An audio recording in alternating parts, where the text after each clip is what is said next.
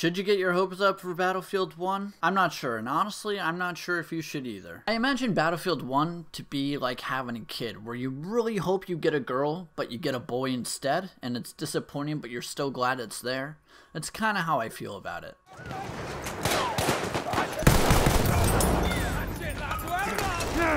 This grenade for them! What's going on, everybody? It's Melty Gore, and I wanted to talk about Battlefield 1. Now, let me start out by saying this is about the preview look at the game, so this isn't like a final early review, copy review, whatever you want to call it. Now, I'm not going to bash on the game. In fact, I have a lot of great things to say about it as well. The problem is, does it hold up to everyone's expectations? I think it does not. Now, I think everyone knows where I'm going with this, and that's okay. Let's start out by talking about the graphics and the overall look and feel of the game. The graphics are honestly really disappointing, and Battlefield Hardline and Star Wars Battlefront look leaps and bounds better than Battlefield 1 does. And sure, you can toss it the old, well, it's in beta excuse card, but graphics never really changed that dramatically upon full release. Hell, there's even been times where graphics have been dropped to improve performance. I mean, look at every game that's ever shown at E3, especially from Ubisoft.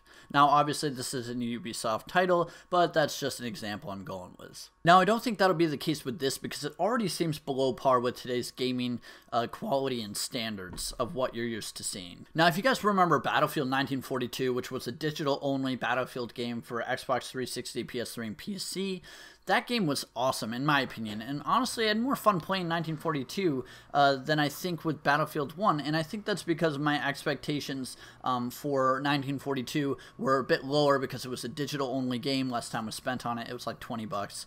And this is a full-fledged World War game, World War I to be exact. 1942 was World War II, obviously, but very similar wars, very similar gameplay, very similar in terms of what you're going to expect from that type of game. 1942 was also a very simple and unique World War experience, and Battlefield 1 just seems like the duplicate recipe of a Battlefield game with some old technology in it. And the graphics to Battlefield 1 are pretty similar to Call of Duty World at War. Hell, there are even moments where it looked like Call of Duty 3 at some points, maybe even a little worse. That's not to say the game looks like absolute garbage or anything. Those were pretty good looking games for their time, but the problem is it's even worse than Battlefield Hardline, which came out years ago. Now, this game has some very great moments graphically, but the overall visual experience seemed kind of low. But what really saves this game in terms of graphics is the weather system. Playing this game with weather is totally different experience for a war game, and it works so well for this era. Playing this game, I experienced a really intense sandstorm, and it was so cool. I also experienced other weather, but I couldn't tell if it was rain or strange wind. It looked like rain moving in the opposite direction, like it was getting pulled into a tornado, rather than it raining down. And I don't know if it was supposed to be rain, if it was even water, I don't know. It could have just been weird, strange wind movement. Who knows? Although that would be really sick if a tornado was in a shooter, but I don't think we'll be seeing that anytime soon. A lot of the objects in this game look very bottom of the scale. For example, the rocks and the trees look like standard assets you would get for free with any standard game editor, such as Unity. However, I will say, when you're running around a battle and there are planes flying by and tanks shooting and causing huge explosions, the machine gun turrets, the artillery, sniper shots hitting the ground as you're running for your life through a sandy desert. It was very enjoyable, and that's what I want to talk about next.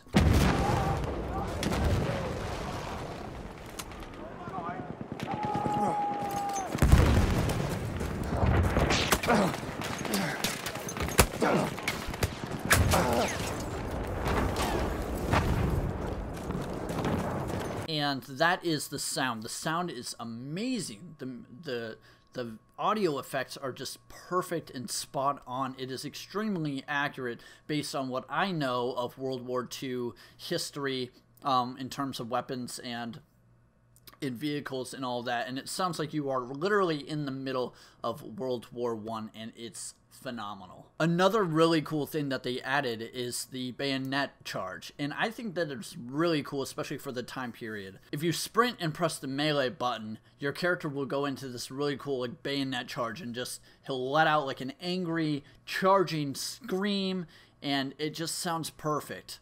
The player sounds really good too. You don't get this like over-exaggerated like gasping and stuff like that. It sounds natural and it sounds pretty good. Even when you put the gas mask on, it doesn't sound like you're Darth Vader, but the breathing is realistic, and I like that. Next, the announcer. The multiplayer announcer isn't quite annoying as you're used to in a lot of multiplayer games where you have a deep voice man saying Slayer or Team Deathmatch or triple kill. You know, you don't get these annoying, obnoxious voices, or you get a nice, clean-sounding female voice that doesn't sound unrealistic or like a robot. It's nice to have like a human voice talking to you rather than like a fake-sounding voice, especially for this type of game. And sometimes it sounds like she is actually communicating with you through a walkie-talkie or a radio. So the third and final category I want to touch on real quick is gameplay. I want to talk about this, obviously, because you need to know if the game is fun. Does it hold up? Will it have replay value? Is it worth calling a Battlefield game? And these are really good questions. And again, keep in mind, I am keeping in mind that this is an early look. But again, with shooters, just based on all of the tons and tons of betas and previews that I've been able to play in early access and alphas and pre-alphas, and all of these tests I've been able to play over the course of many games, including Battlefield 1, past Call of Duties, early looks at games that didn't even get betas. I've played a lot of these early look games, and they really don't change much. So just keep that in mind, that I'm not totally just saying, hey, this is what this game's gonna be. So I am keeping an open mind about it because I do know things can change and will change. So the early look gave us Conquest and Rush, which are two pretty standard games in pretty much every Battlefield. You also get to play on Sinai Desert, which is a really cool map. And it's really fun, it's really big, it's really open and deserty, and the sand looks really nice, and the sandstorms look great. So it's a pretty great map for this type of game as well. Although I had a lot of troubles with Rush on this map, and it seemed like every time you spawned, if you were defending the Rush map, well, first of all, Rush is where there's one team defending and the other team is pushing, and there's like 10 sections that they gotta take over. And it's really fun. However, on this map particularly, it was extremely difficult.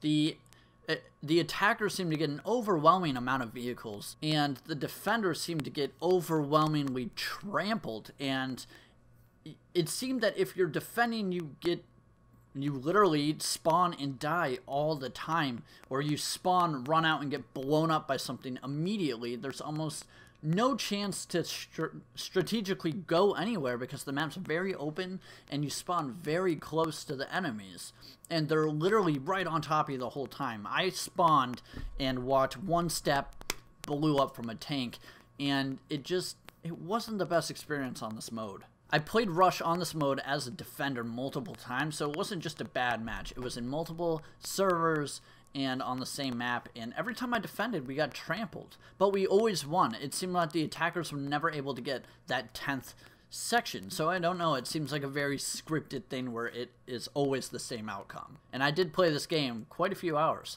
Overall, there were some really great moments I had playing, and that included watching an ally running while on fire and eventually falling to his death.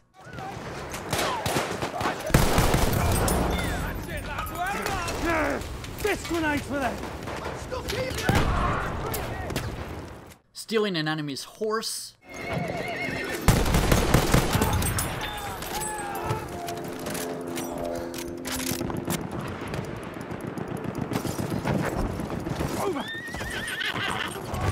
Seeing a train barreling by, that was probably one of the cooler things.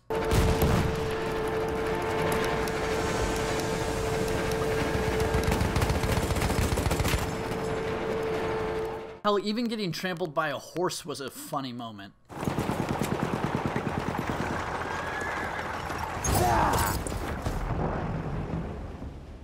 And, I mean, between all these, of course, there were some glitches, and that is probably a beta thing. Although, even after betas, you know, every game's got its problems. Enough! Jump up! However, despite the fun moments that I had, I was still very frustrated the whole time I was playing this game.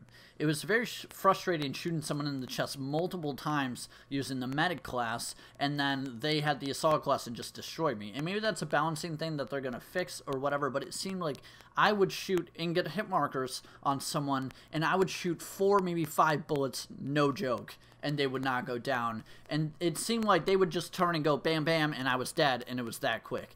And now it was normally somebody using the assault class, so I'm wondering if it's a gun thing. Who knows? Unfortunately, the over-exaggerated amount of bullets needed to kill someone is normal in a Battlefield game, unfortunately. A Battlefield's been known to require a lot more hits than a lot of other shooters, which is fine. It's its own thing. For example, I mean, Halo, you've got the shields. Call of Duty kind of has a more realistic bullet to death ratio, in my opinion. Battlefield kind of gives you more of a chance to get away, which is nice. So they all kind of have their own system, and that's fine. Although if you play Call of Duty on core, it's pretty much the same. Although Call of Duty is much more faster paced, whereas Battlefield's a little bit slower and bigger, and so it makes sense for each game, and they're their own, and this is not a comparison, so I don't want to hear any bitching about fanboydom in the comments, because I don't want to deal with that. Do you? Melee attacks in Battlefield 1 didn't work as well as I expected at all. I did have one successful bayonet charge, which was extremely fun and extremely very satisfying. I had a situation where there was a guy standing next to a rock sniping, and I ran up behind him and meleeed. And when I meleeed, for some reason went into a bayonet charge and missed him. Turned around and I meleeed him again with the actual melee stick baton thing you get, and he still didn't die. He turned around and shot me with a sniper, and I died. And it was ridiculous because I could have very well easily shot him, but I was like, hey, why make the noise, you know? Why not just melee him? Didn't work at all. Giant issue, and I had a few other issues with melee as well, but I also had a really cool up-close melee kill that was really fun. So it's kind of up in the air for melee.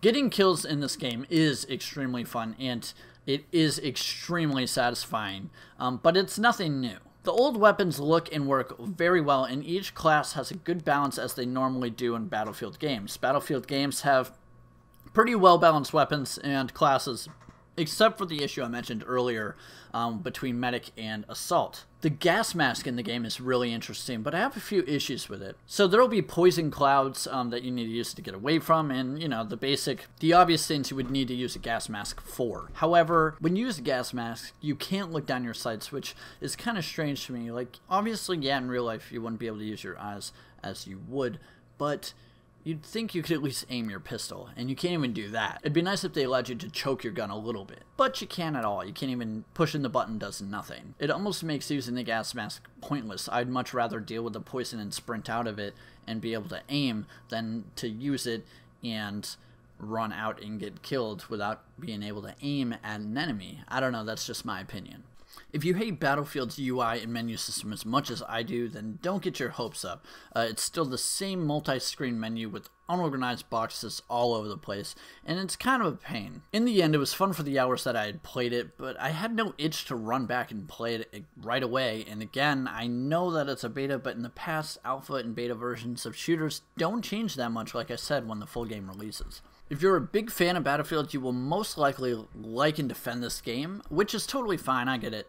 I love the World War era of video games, and I feel like it is extremely fun and a great time period for video games, but many games have tried to replicate the World War era, and many games have failed doing so.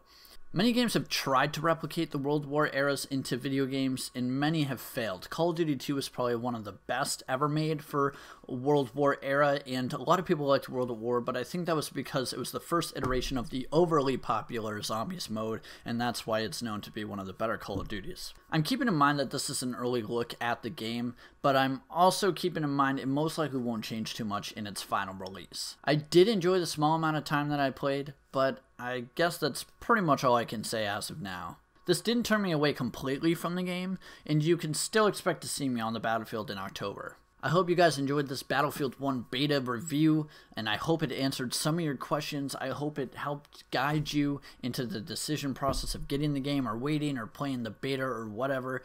And if you want to see more of these types of videos of upcoming games, let me know, and I will definitely break them down for you.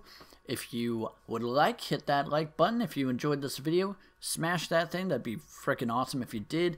And if you are new, hit that subscribe button to help me out a little bit, and I will see you guys soon if you do. And when Battlefield 1 comes out, we can maybe play together. So hit that subscribe button. We're also close to a giveaway, so make sure you hit that to stay entered, and I will announce the winner when the time comes. All you need to do is hit that subscribe button, continue watching my videos, continue liking them, and you could possibly win a full $60 value game. And with Battlefield coming out soon, that could be it if you win. So I will talk to you all later. Stay melted, everybody. Have a wonderful day.